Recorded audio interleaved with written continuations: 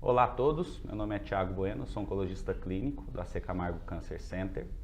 Estou aqui hoje acompanhado do Dr. William, que é Associate Professor do MD Anderson Cancer Center e chefe do setor de cabeça e pescoço na mesma instituição.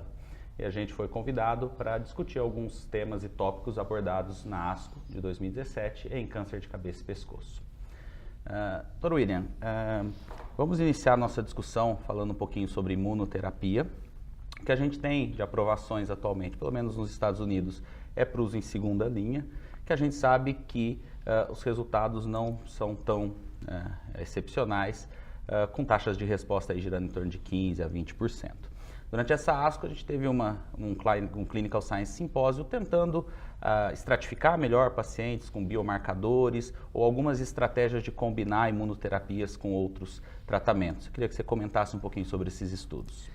O Clinical Science Symposium da ASCO esse ano foi muito interessante porque mostrou que a combinação de pembrolizumab com IDO inhibitor num estudo levou a eficácia superior, o número de pacientes ainda pequeno, mas melhorou a taxa de resposta, quase dobrou a taxa de resposta quando a gente compara com pembrolizumab isolado.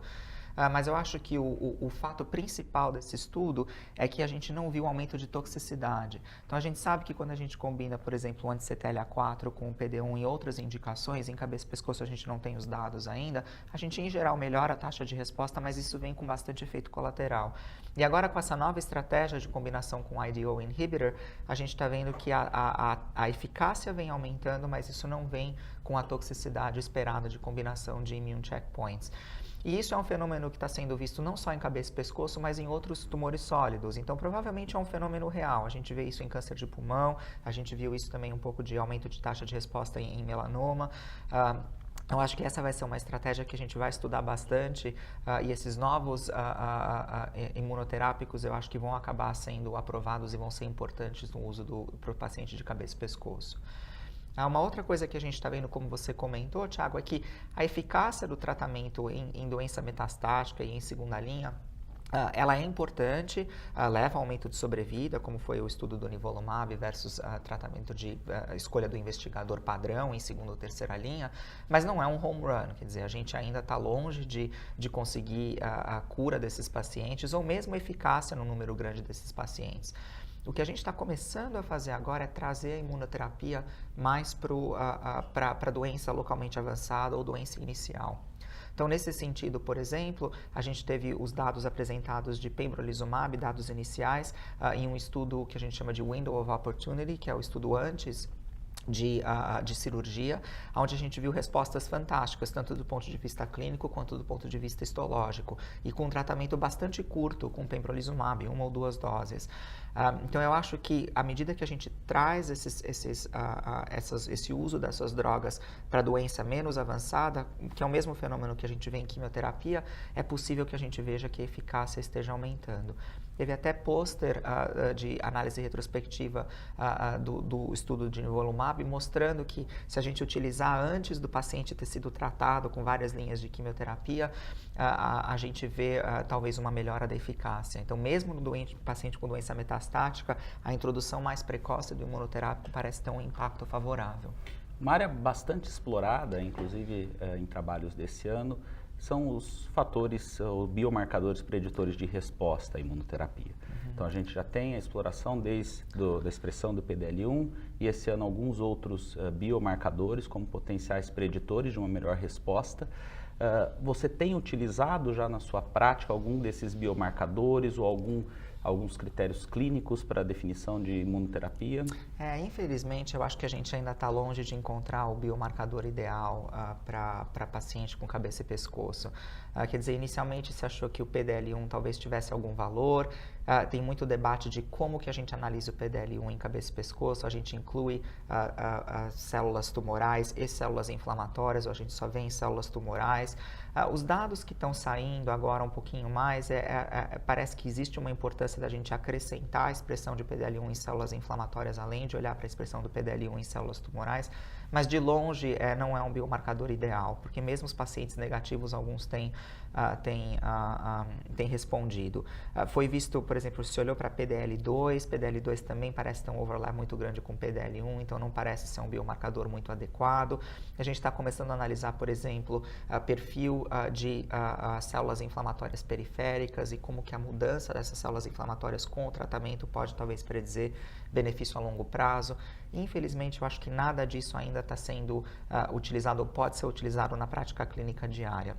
Por um lado, facilita a nossa vida, porque a gente acaba dando o inibidor de PD-1 para todos os pacientes que recorrem a esquema baseado em platina, mas por outro lado, a gente sabe que uma série desses pacientes estão recebendo a droga e nunca vão acabar se beneficiando. Mas eu acho que não tem nada que a gente possa utilizar. Como que você vê isso aqui no Brasil, onde a gente tem menos recursos? Talvez a gente conseguir uma população que vai se beneficiar mais seja importante. Exatamente. Né? Aqui no Brasil a gente ainda tem o problema da não aprovação dessas drogas, né, em segunda linha, apesar dos dados, como você já citou, do 141 do Checkmate, a gente ainda não tem aprovação do nivolumab em segunda linha, nem do pembrolizumab, então a gente tem uma certa dificuldade de acesso. Uma outra coisa que tem me chamado a atenção em publicações recentes é que parece que um pequeno percentual desses pacientes podem até ter uma aceleração no desenvolvimento da doença, uma hiperprogressão. Eu queria saber se você acredita nesse fenômeno, se você já viu, se você tem algum preditor clínico ou algum cenário em que você fica mais preocupado com essa situação. Na verdade, a gente teve pelo menos 2 relatos aí um pouco mais sistemáticos, olhando para pacientes que tiveram o que a gente chama de padrão explosivo de doença, com tumor sólido, quando receberam anti-PD-1, né? E eu não sei se eu acredito muito nisso. Eu acho que certamente a gente já viu pacientes onde a gente vê um aumento do tamanho do tumor importante quando a gente está dando o anti-PD-1, mas lembrar que a gente começou a utilizar esses imunoterápicos agora e praticamente todo mundo com um tumor sólido acaba recebendo um anti-PD-1 em algum momento do tratamento. E às vezes esses doentes estão já numa fase avançada da doença e a doença vai se tornando mais agressiva. Então eu não sei o quanto que isso é a história natural da doença ou o quanto que isso é mesmo causado pelo anti-PD-1. A gente vê, por exemplo, isso com quimioterapia. Quantas vezes você não viu o paciente que você deu quimioterapia porque a doença explodiu? E isso não sai na imprensa, ninguém está publicando. Então, eu acho que enquanto a gente não tiver, talvez, um estudo um pouquinho mais controlado, com braço controle um pouquinho mais controlado, eu não sei se eu acredito que esse fenômeno seja real, ou mesmo se for real, que ele seja tão importante clinicamente, que provavelmente é um fenômeno raro. Agora, eu acho que a gente tem que tomar cuidado para aqueles pacientes que estão muito tênues e a gente começa com imunoterapia, o tratamento com imunoterapia, porque a taxa de resposta é baixa. E tem pacientes que vão acabar progredindo mesmo. Então, você tem que tomar cuidado com esses pacientes, porque o cuidado clínico e avaliação mais precoce talvez seja interessante. Para alguns pacientes, por exemplo, quando eu inicio imunoterápico, às vezes eu faço só a primeira tomografia dali 9 semanas, para tentar tirar um pouquinho a pseudoprogressão, que a gente tem debate aí se acontece ou não. Então, eu espero um pouco mais para avaliar os doentes. Mas um doente que está muito tênue, talvez eu faça a tomografia mais precoce, porque a chance de resposta é baixa, eu sei que se o doente progredir, eu vou ter que trocar de tratamento rápido. Talvez perca essa chance. Então, hoje em dia, seu tratamento de segunda linha de escolha, imunoterapia? Certamente, quando não for participar de clinical trial, ou se a gente vai colocar num clinical trial, eu tenho preferência num tratamento baseado em imunoterapia.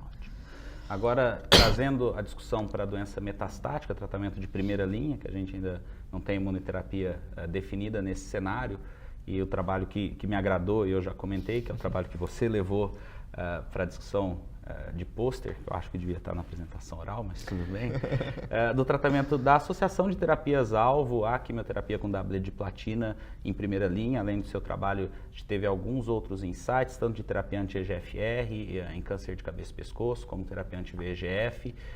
Como é que você vê o futuro do tratamento em primeira linha? A gente está meio stuck na combinação clássica do Extreme já há alguns anos. Você vê alguma perspectiva a curto prazo da gente mudar baseado numa terapia-alvo, ou você acha que é a imunoterapia mesmo que vai mudar esse cenário? Eu acho que nós vamos ter duas frentes aí, né? A gente vai ter a frente dos imunoterápicos e a frente da terapia-alvo e eventualmente isso vai acabar convergindo também. Quer dizer, eu acho que a combinação de tratamento-alvo com imunoterápico é uma coisa que vai acontecer, a gente vai estudar e é possível que a gente tenha um efeito sinergístico.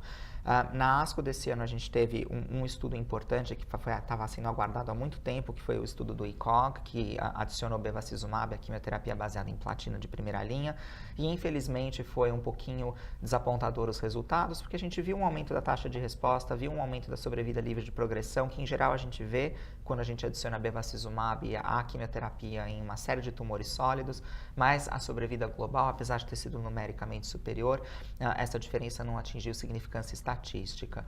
Então isso mostra pra gente que provavelmente tem uma subpopulação que está se beneficiando de antiangiogênico, mas a gente ainda não consegue definir quem é, e você utilizar isso indiscriminadamente, provavelmente o impacto é muito modesto. O trabalho que nós levamos para a ASCO, que foi um estudo que a gente fez no MD Anderson durante vários anos, foi um estudo que comparou platina e docetaxel na primeira linha com mais placebo versus platina, docetaxel e erlotinib. E a gente tem essa noção de que os inibidores de TKI em cabeça e pescoço não são muito ativos, são mais os anticorpos anti-EGFR que são mais ativos, mas eu acho que isso talvez seja verdade como droga única. Quando a gente usa em combinação com quimioterapia, provavelmente a gente tem um efeito um pouco maior e foi exatamente o que a gente viu no nosso estudo. Quer dizer, a gente melhorou a sobrevida livre de progressão, que era o endpoint primário. Foi um estudo com 120 pacientes, 60 pacientes em cada braço, então é um estudo robusto para ser um estudo de fase 2 e teve até aumento de sobrevida global. A sobrevida global passou de 14 meses para 17 meses, a sobrevida mediana. Isso é um endpoint secundário e claro que esse número de 17 meses ele chama muito a atenção, a gente ficou muito contente, mas a gente tem que entender que o contexto desse estudo foi um contexto em um centro único, no MD Anderson, que é um centro de referenciamento, e não é que a gente trata melhor dos pacientes lá, mas é que, apesar da gente, óbvio, dar um cuidado bastante importante para o doente que chega para a gente já é um doente que conseguiu viajar para chegar para o MD Anderson, um doente que está mais robusto, 60% dos pacientes que a gente atende no MD Anderson são de fora da cidade ou de fora do estado. Mas eu acho que mostra aí um sinal de que o inibidor de EGFR está vivo ainda em cabeça e pescoço, agora os TKIs talvez tenham uma importância grande. E um outro fenômeno que a gente viu importante é que os pacientes que desenvolveram racho cutâneo, eles acabaram tendo uma sobrevida prolongada. E o racho cutâneo ele é um fenômeno imune. Então, talvez a gente tenha aí o sinergismo da via do EGFR com as vias imunológicas. E é por isso que eu acho que a combinação de droga, seja com um anti-EGFR, mais talvez um imunoterápico, ou a combinação de droga até de antiangiogênico com imunoterápico, que tem um racional básico importante, talvez vai ser interessante de ser estudado em cabeça e pescoço. Num primeiro momento, eu acho que o campo de cabeça e pescoço ele vai acabar indo para o lado de combinações de imunoterápico com quimioterapia na primeira linha, ou combinações de anti-CTLA-4 e anti-PD-1 na primeira linha. Eu acho que esse que vai ser o primeiro momento. Mas a gente certamente vai ter que investigar as combinações com as outras drogas-alvo. E a outra droga-alvo interessante são os inibidores de PI3 quinase, que foi na ASCO do ano passado, que tiveram resultados interessantes, e eu acho que essa é uma via que vai ser importante de ser inibida em câncer de cabeça e pescoço. Antes da gente passar para nasofaringe, eu queria discutir alguns dados interessantes, para a gente finalizar falando um pouquinho de doença localmente avançada. Eu acho que a gente... Para deixar essa discussão um pouco mais enxuta, minha pergunta é bem simples. Você acha que os resultados dessa ASCO mudam a sua rotina no tratamento dos pacientes com câncer de cabeça e pescoço localmente avançado, candidatos a tratamento de quimio-radioterapia? Infelizmente, essa ASCO não ajudou em nada o que a gente faz para paciente com doença localmente avançada. Então, um dos estudos que foi o estudo de adjuvância com afatinib após o tratamento combinado em doença localmente avançada foi negativo, então a adjuvância com afatinib está fora. O outro estudo foi o estudo que comparou cisplatina em dose alta, 100 mg por metro quadrado a cada 3 semanas versus cisplatina semanal, 30 mg por metro quadrado. E, infelizmente, eu acho que esse foi um estudo inadequado, porque é um estudo onde a dose de cisplatina que poderia ser atingida no braço semanal era uma dose muito baixa, de 180, talvez 210 miligramas por metro quadrado de dose cumulativa. E essa, certamente, não é uma dose adequada. Então, foi um estudo que mostrou que com cisplatina semanal você tem um menor controle loco-regional, mas não é o fato de você estar dando a droga semanalmente, é o fato de você estar dando uma dose cumulativa menor. Em geral, quando a gente usa a cisplatina semanal no MD Anderson, e a gente usa como padrão para praticamente todos os pacientes, a gente usa a dose de 40 miligramas por metro quadrado semanal e a gente é bastante agressivo para tentar dar todos os ciclos possíveis para esses pacientes. A gente teve uma reunião interna no MD Anderson e a gente decidiu continuar utilizando a cisplatina 40 miligramas por metro quadrado semanalmente. Aqui no Brasil, como que você vê isso, Thiago? Qual foi a sua interpretação do estudo e qual a importância aqui para o paciente brasileiro? Eu concordo com você. Eu acho que, primeiro de tudo, a gente tem que pontuar onde esse estudo se encaixa. Um estudo que, basicamente, 90% dos pacientes eram portadores de carcinoma de cavidade oral, né? Um estudo tipicamente indiano, e 90% eram submetidos a tratamento adjuvante, né? Então, eu enxergo esse estudo muito mais como um estudo de tratamento de quimioterapia adjuvante do que um tratamento definitivo de doença localmente avançada. E como você comentou, acho que a principal crítica a esse estudo é a dose da cisplatina no braço semanal, que é uma dose que a gente sabe que cumulativamente vai se traduzir numa dose inferior, não só na dosagem, mas em termos de eficácia, né? Então, eu acho que foi um estudo que tentou responder uma pergunta que para nós é relevante, né? No nosso cenário, muitas vezes é difícil realmente os pacientes terem um compliance, a dose alta, mas que com esse desenho do estudo, eu concordo com você, eu acho que ele não respondeu. Eu também, na minha prática, tenho utilizado a dose de 40 metros quadrados semanal para alguns pacientes, enquanto que ainda tenho uma preferência para pacientes totalmente fit, mais jovens, da dose de 100 miligramas a cada 3 semanas. Uma coisa que eu queria te perguntar ainda nesse assunto, você percebe uma redução de toxicidade com a dose semanal? Isso é uma coisa que é discutida às vezes. É lógico que é difícil dos estudos captarem de maneira objetiva aquela percepção que a gente vai ter na prática clínica, mas se a gente for olhar friamente os dados, alguns estudos não sugerem uma redução de toxicidade tão grande quando a gente utiliza a dose semanal em relação à dose a cada 3 semanas. Qual que é a sua impressão em relação a isso? A minha impressão é que algumas das toxicidades são menores. Então, por exemplo, mucosite ou dermatite eu acho que acaba sendo a mesma coisa. Mas a ototoxicidade eu acho que ela acaba sendo menor. A toxicidade renal eu acho que ela acaba sendo menor. Agora, uma das coisas que eu queria ressaltar é que você precisa ser agressivo quando você faz o tratamento semanal. Porque muitas vezes o que a gente acontece, o doente chega na 5ª semana, 6ª semana de tratamento, ele já está, óbvio, mais baqueado, porque todo mundo chega baqueado na 5ª, 6ª semana, e eles falam, será que não dá para pular essa semana? Será que a gente não pode interromper e não dar a última dose do tratamento? E isso pode impactar negativamente o paciente. Então, a dica que eu daria é, se for utilizar semanal, utilizar a dose de 40 miligramas por metro quadrado, mas seja agressivo. Até do ponto de vista hematológico, plaqueta de 80 mil, neutrófilo de 1000, pode dar a dose semanal. Se baixar mais do que isso, aí a gente fica com um pouco mais de cuidado. No sentido de toxicidade, o que eu sinto quando eu faço a cisplatina semanal é um pouco mais de conforto.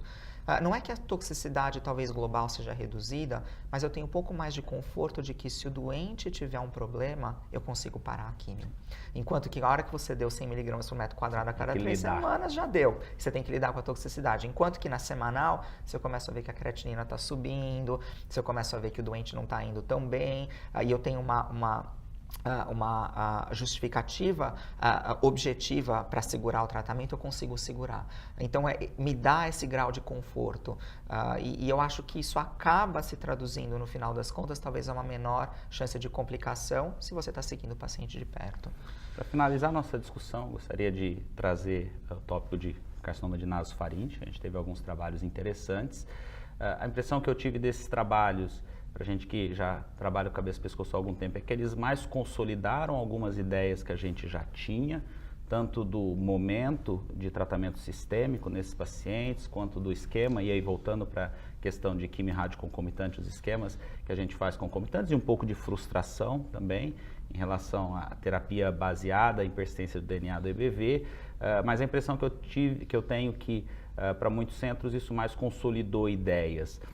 Mas como você vê o impacto desses estudos na prática num cenário um pouco mais global? Você acha que esses estudos eles vão trazer mudança realmente de conduta, principalmente aí falando para oncologistas aí do Brasil todo que estão nos assistindo? Eu acho que o mundo ficou um pouquinho dividido aí com os dados de nasofaringe, mas vamos começar dividindo um pouquinho as apresentações. Então, uma das apresentações que a gente teve em nasofaringe foi exatamente a comparação de cisplatina em alta dose concomitante com radioterapia versus cisplatina semanal e aí 40 mg por metro quadrado. E esse estudo mostrou que a dose de 40 mg por metro quadrado é adequada para tumor de nasofaringe. E essa não é a primeira vez que a gente está vendo esse tipo de dose sendo utilizada em nasofaringe. Quer dizer, é a primeira vez que a gente tem a comparação com dose alta, mas uma série de estudos randomizados de rádio versus quimi-rádio em nasofaringe já utilizaram a dose de 40 mg por metro quadrado para tumores avançados. E em nasofaringe, tumor mais inicial, 30 mg por metro quadrado. Talvez a única situação onde a gente esteja autorizado a usar 30 mg por metro quadrado semanalmente são para aqueles pacientes com tumor de nasofaringe de estadio menos avançado. Então, sem linfonodo positivo e geralmente com tumor T2, né? Então, eu acho que o primeiro abstract, na verdade, solidifica a ideia de você usar quimioterapia e radioterapia de maneira semanal nesses pacientes. O segundo abstract importante foi o estudo chinês que olhou para a quimioterapia de indução, seguida de quimio-radioterapia versus quimio-radioterapia upfront. E mostrou, então, uma melhora da eficácia quando a gente utiliza a quimioterapia de indução.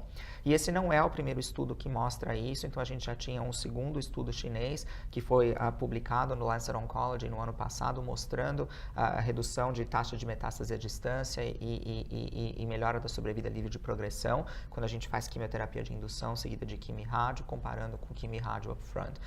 Então, eu acho que isso só mostra pra gente o potencial que o tumor de nasofaringe tem de metástase à distância, que isso é um problema importante que vai levar os pacientes a recorrerem e que isso pode ser reduzido com quimioterapia de indução.